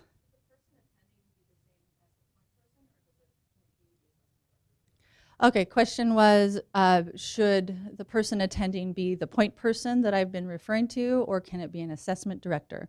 My answer is, if you are interested, if you are the point person, you think you're going to be the point person, be there. If you are interested in FERPA, in data breaches, I imagine that these issues would be important to you as assessment directors. However, it's up to you how you use your time. If you have someone within your LEA that wants to work on it, and it's totally up to you. If I were an assessment director, I would probably come, if nothing else, having this be a refresher course. And I imagine that although the point person would be one individual, they're not going to be doing the work alone. They will be asking folks, assessment directors, about data requests possibly. So I think this will be a group effort at the LEA level. Yes. So 2 comments online. One, broadcasting would be awesome. And another one says that a webinar would be helpful because some of the folks who need the most help live the furthest. I totally agree with that. I've been in the job only 10 days. Give me a little bit of time. I agree that webinars are very helpful. I think they're a very good use of our resources.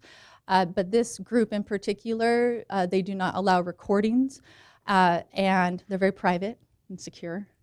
And we tried to make a joke. But I anticipate having webinars. These meetings will not be group meetings.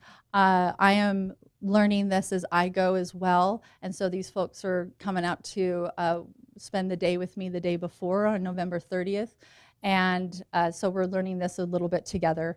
Yeah.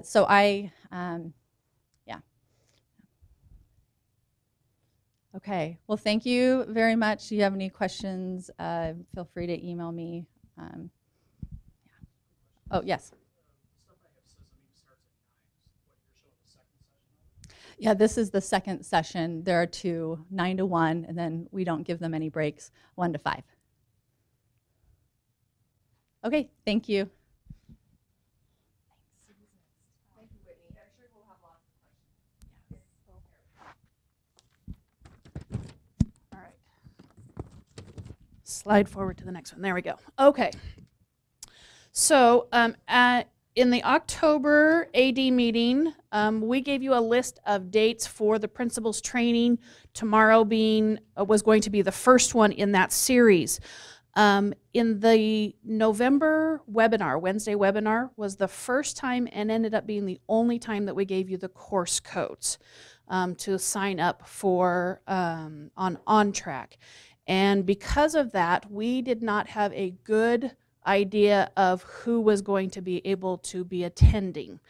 And so we made the decision earlier this week, Julie and I kind of discussed this, made the decision to pull at least these first 2 meetings, just because we want to make sure that we're providing enough time to sign up for the meetings and that we're delivering it in a mode that is going to be useful to our principals. I am working on some tutorials on Data Gateway.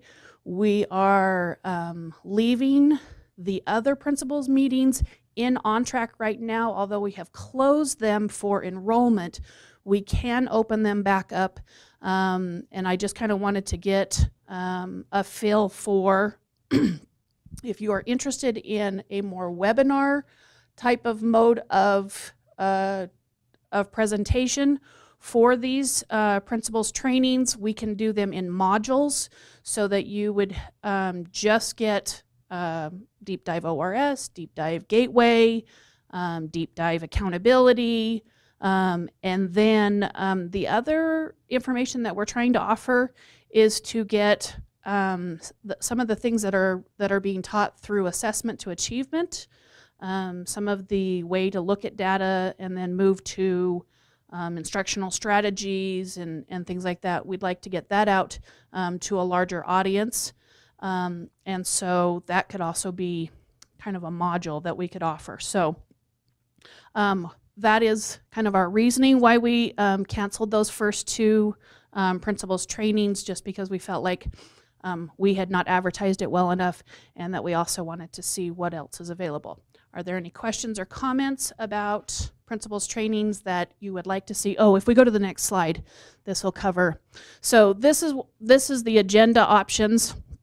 Again, we talked about Sage Data. This was going to be part of our full day training of what it was going to entail. So understanding vertical score, the standard error, the SEM score, adding some data privacy in with your Sage Data, how to use those tools. We had Tracy that was going to team with Rebecca Patterson, okay, and talk about how to start to look at that data to get some conversations for MTSS and SPED. We were going to look into, and again, when I say we were going to, this is all still in play. Talk about formative options, look into your assessment options of how to use them. I've been very pleased to hear that the benchmarks are starting to be good conversation pieces. If you haven't really looked into those benchmarks yet, we are seeing a benchmark being administered. So it takes 10-15 minutes to administer. So in a class period, the teacher is able to access those scores within 5 minutes, very short period turnaround time, open and see how the students were doing, open that test question that the students scored poorly on, and have a discussion and a teaching point on that question and say, okay, you know, this says that this many students missed this question. Let's talk about the question. Yes.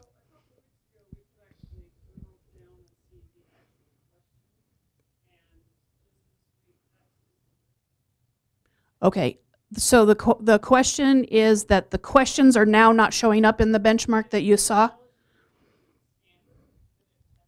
Mm-hmm. Okay. Okay, and so possibly there's been a change. Previously, about a week ago, you could see drill down, and now you're only drilling down to the standard. Okay, I will have to check on that one. Okay, so Duchesne and, okay, so Weber still, some are seeing it, some are not. We do know that the ELA questions that are attached to a passage, you're not seeing the passage, you're only seeing the question. We are working with AIR on that one. Science and math, okay. Okay, I'll spend some time looking and see what we can find out about that. Okay, any other questions or comments? Oh, what would you like? Would you like these as full day trainings again, modules that are just online? We'll see the USBE website having a nice turnaround in January. We've been working on our own assessment site to make it friendlier, and so these could be things that could just be access and watch. For the benchmarks? Okay, inside a question? Okay, all right. Great. Okay, so I will work specifically and see what we're seeing there. Yes, so specifically, like I saw a couple of heads nod that yes, you would like these offerings. Like yes, yes, or just a little yes. Maybe could you email Terry with kind of what you envision would be most helpful for your principals? And then if we find out that, hey, Alpine really wants this and a bunch of charter schools down in Utah County really want this, maybe we could work together to set up something a little more regionally, because we know that some of the travel was prohibitive for some of you. Clyde will make it right for your principals who were planning on coming tomorrow, especially since we were going to use your house tomorrow. So we know a couple folks that were kind of planning on it, even though we kind of got the registration all muffled up on this. So let Terry know. We want to be super supportive to you. We're just not quite sure what is needed next. The last year's principals trainings, we had like 60 something principals and administrators there, and it seemed to be very positively received. We've just kind of dreamed up this might be what they want next, but what do you need next? What do your principals need and administrators need related to this? We know we've had a lot of questions about the vertical scale, and there's still a lot of questions about the error. So that's a good little assessment 101 anyway. So we were dreaming up some stuff around that, but really sky's the limit. So if you don't want any of this, you want something different, let us know. And specifically, if you email Terry, because Terry is being point of contact for these principals trainings, and then she'll bring in the rest of us as is useful. Any other questions or comments on that? Thank you, Terry. Terry's doing a fabulous job. You've been with us how long now, Terry? Like a month and a half. Wow, time flies. So she's doing a fabulous job. Okay, I think I'm next. Okay, SAGE trainings. So along with changing staff in our office, as many of you know, Jared is working primarily with ACT, and he's also covering elementary math development. We've had a test administration specialist position open and posted, and we were hoping to maybe fill that. But due to the challenge we've been given to be extra responsible with our fiduciary charge here in our office, we're going to be covering the test administration duties that Jared was doing last year, pretty much between Terry and Kim and David. So we've got Terry on the reporting side. So anything that has a report, that's Terry. That's ORS. That's the benchmark reports. That's the data gateway. And then she's coming up to speed with like UTIPs and some other reports as well. But anything that is the presentation of data or reports, Terry's a good point of contact for that. David has been working with Tide extensively, and you all know he knows everything there is to know about UTREX and the data that's being sent for SAGE. So we've got, oh, he's saying no. Yeah, you better. So Terry's on ORS, David is on Tide and UTREX, right? And then Kim and I are going to be helping to cover some of the other test administration questions and what happens on the day of testing. So like TAMS and ethics policy. So we're kind of tag teaming in our office, which means if you don't know who to direct your question to, that's okay, because we probably don't know either. So just send it to any of us and we'll bounce you around and we'll kind of get through this flow for this winter and then see where we're at into the spring with the workload. So with that, not because of that, but on the topic of SAGE, we have decided to move the trainings that we traditionally hold like that first week in December. We've been doing that in the last few years. We think that most of you either know how to use the system for SAGE or you're so new that you'll forget by March if we do it in December. Thank you for laughing. It's kind of true. So we're going to move the full SAGE trainings to the very end of January into February, those 3 days there. So specifically for people who are new in your offices or those of you that are new, the full day in-person walkthrough, we'll do that a couple of times, January 31st and then again on February 2nd. We'll look for some locations. I don't know if Clyde will ever let us use his building again since we canceled him tomorrow. Oh, I know, you're much better than that. So we might try and do one of these in Clyde's shop, even though we haven't talked to Jordan about that. Maybe another location if anybody knows you have a big room somewhere south of Salt Lake that we could run that other training. And then we'll do the What's Changed Since Spring webinar as that Wednesday webinar on February 1st. And then next slide, Emily. So for those of you that are in the midst of preparing to give semester tests for SAGE, we did that training in, I want to say September-ish, and that was recorded. So on our website is the mid-year summative TAM and then the training recording that has the full system Was it the full? I don't know if we recorded the full system webinar. Maybe it was just, I don't know. Whatever it is, it's there. And if that's not useful, then let us know. So we did those trainings. I know, you're laughing at me. I don't know what we did. It's there on our website. So if you have folks that are needing to give tests now and they don't know how to use the system, this is your first resource to get us through the trimester and semester window. Then we'll bring everyone in who needs to in person the end of January, February. Sound like a plan?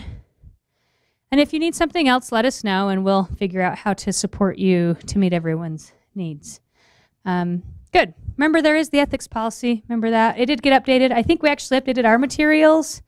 And on the website, it's all in line with board rule and legislation and all that. So if you find any other mistakes in this TAM or the ethics policy, let me know because we think we are good to go. Tori. Were there any trainings on the benchmark system? Yes. Terry, was that the Wednesday webinar in October?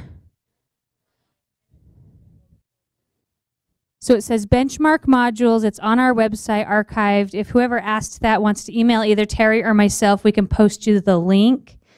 We know it's hard to find stuff on our website. Sometimes it's under assessment directors meetings. Sometimes it's not. Okay, Emily says it is under assessment directors meetings as the Wednesday webinar from October benchmarks. So that training was recorded and captured. Good, other questions?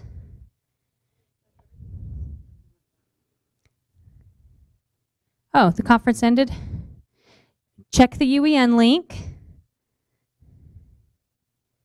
Yeah, the WebEx crashed. So yeah, the drive was messy for everyone here. The webinar's been messy for everyone out there. We've just had a rough. Oh, it's because it's 11 o'clock. We're done then, apparently. Okay. All right, so we'll just quickly finish up here and we'll make that right. Okay, let's keep going, and then there's not much left. What's next, Emily? I think the next one's mine. Oh, yeah, this. Do you want to talk about this? Do you want me to talk about this?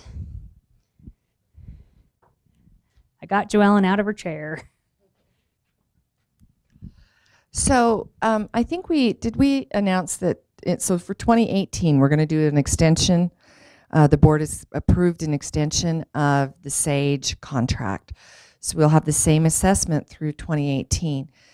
Due to contract negotiations around that, at some point, we're going to be ending SAGE formative. We don't know if that's going to end in a few weeks in January or if that's going to end in June. It would have ended in June anyway with the regular contract, but that's a negotiation point for us that we're trying to work through right now.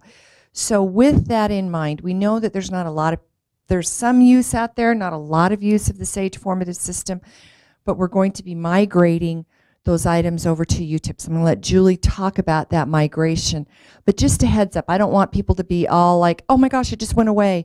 But it might just go away in January. And so if you have teachers in your district that are using that formative system, just give them a heads up because it is a point of negotiation for us. And so we're trying to work through those entanglements, and we're not quite there yet. So we will let you know as soon as we know. Thank you. So here's the plan. Okay, we have a mechanism to get teacher-written items out of the SAGE formative system. Thanks to Granite's migrating to another system last year, we actually got our hands on these files. So we're going to be getting teacher-created items out of the SAGE formative system. That would be district-created, anything that's been created. Now, we did learn when we tried this with Granite last, I don't know, it seems like years ago, maybe a few months ago. We did learn that many teachers only started to create items. So they wrote a piece of an item and never finished the item.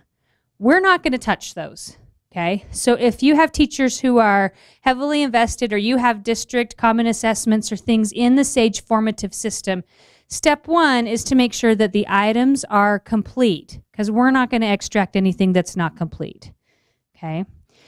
So we're going to extract what we can find that's complete out of the user accounts. Now, here's the trick. We're going to put them into UTIPS, but we got to figure out how to match them to the UTIPS users because the teachers' usernames are not the email address, but they are the username in SAGE. So we're going to know who the teacher is coming out of SAGE or the account owner coming out of Sage, we just might need your help crosswalking that to whatever usernames have been created in UTIPS for your teachers. Follow so far?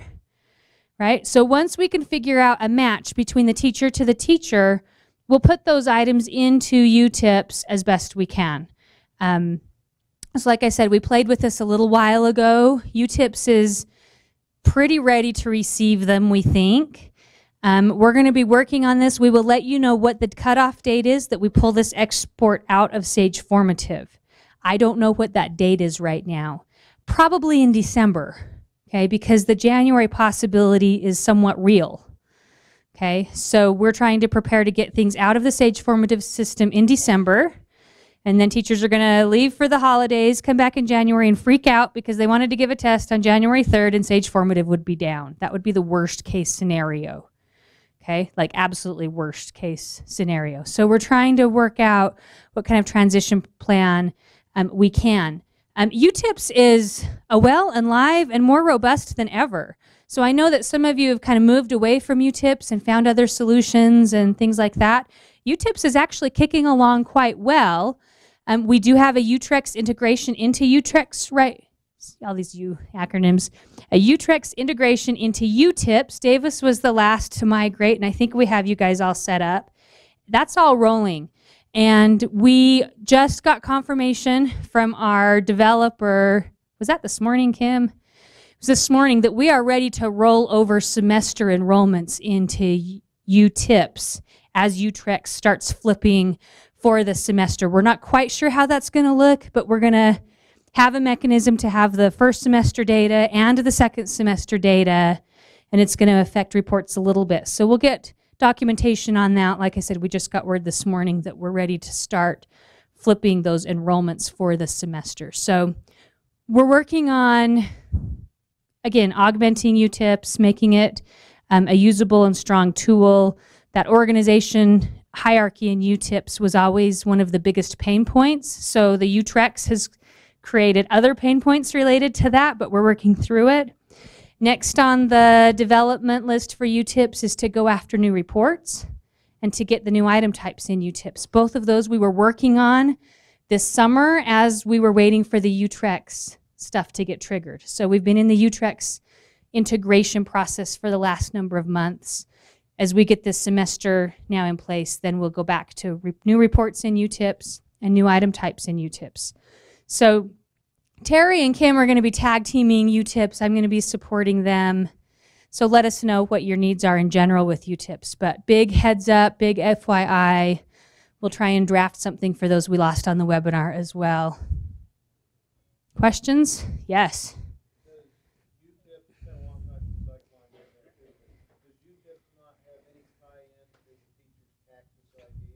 So UTIPS does now have a tie-in to the teacher's Cactus ID if you have entered it, because that's how it's pulling the classes in from Utrex, just kind of like Sage does.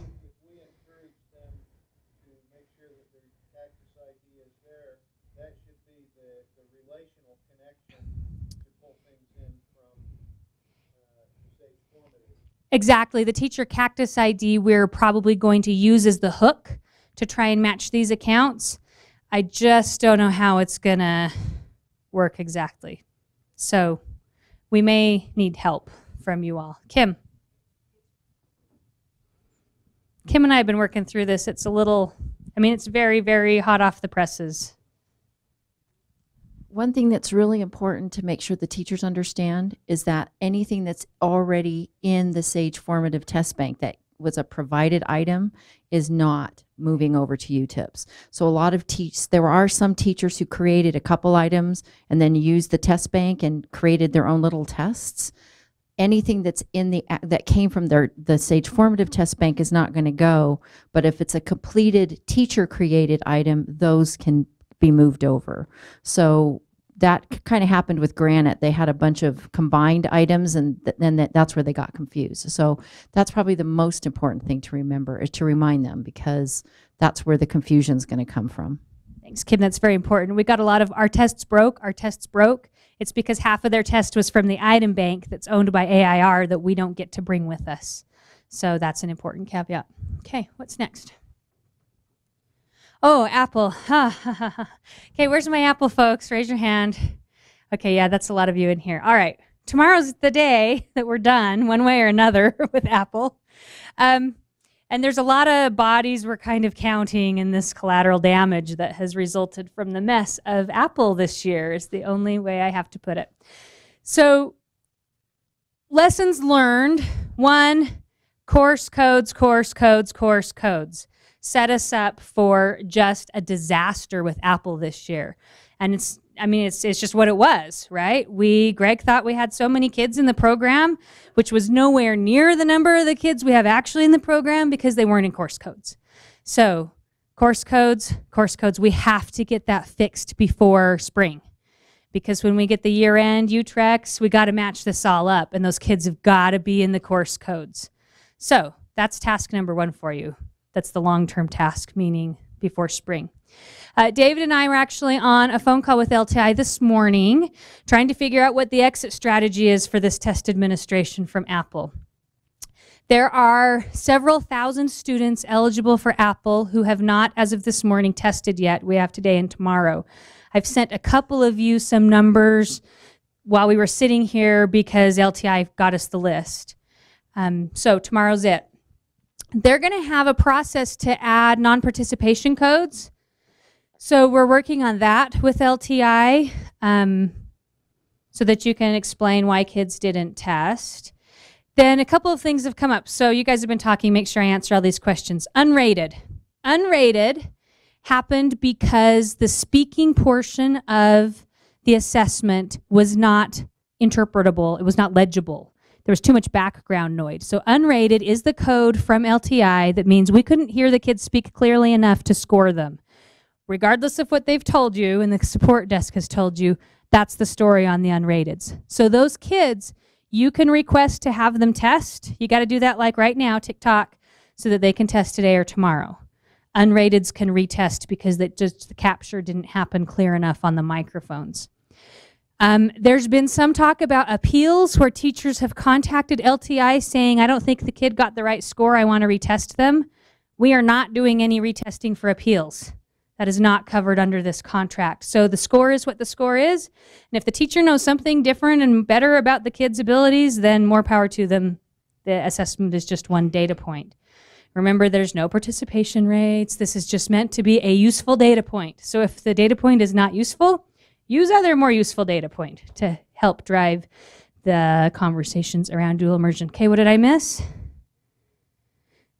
Brandon?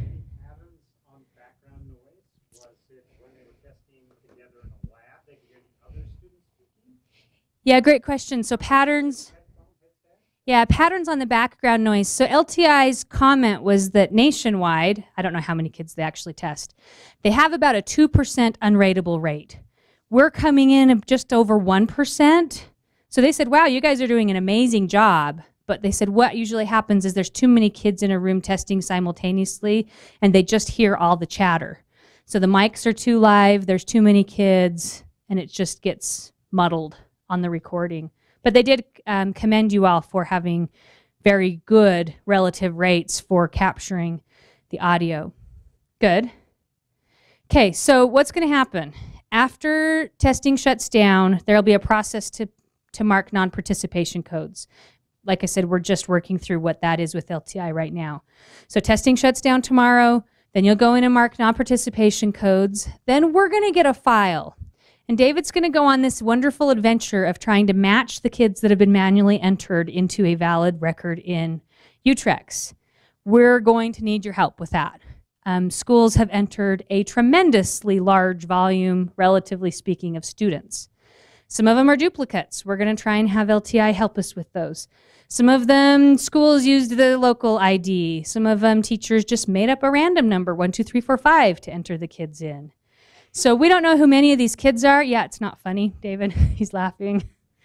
So our David is going to go on this matching adventure with you all. We'll probably send you some files through Move It so that you can work with your dual immersion folks in your schools to try and reclaim as many test records as we can to be usable.